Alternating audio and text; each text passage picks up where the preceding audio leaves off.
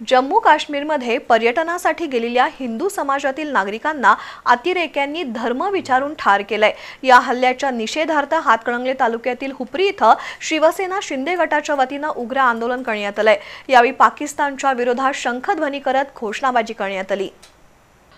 पहलगाम इथं फिरायला गेलेल्या हिंदू पर्यटकांवर गोळ्या झाडून अमानुषपणे हत्या करण्यात आली आहे। पाकिस्तानी अतिरेक्यांच्या हल्ल्याच्या निषेधासाठी हातकणंगले तालुक्यातील हुपरी इथं शिवसेना शिंदे गटाच्या वतीनं निषेध आंदोलन करण्यात आलंय। शिवसैनिकांनी शंखध्वनी करून पाकिस्तान मुर्दाबादच्या घोषणा दिल्या। त्यानंतर हुपरी पोलीस ठाण्याचे पोलीस निरीक्षक NI चौखंडे यांना निवेदन दिलं। पाकिस्तानच्या कुरघोड्या थांबवायच्या असतील तर आता पाकिस्तानला कायमचा धडा शिकवावा अशी भावना तालुका प्रमुख अजित सुतार यांनी व्यक्त केली।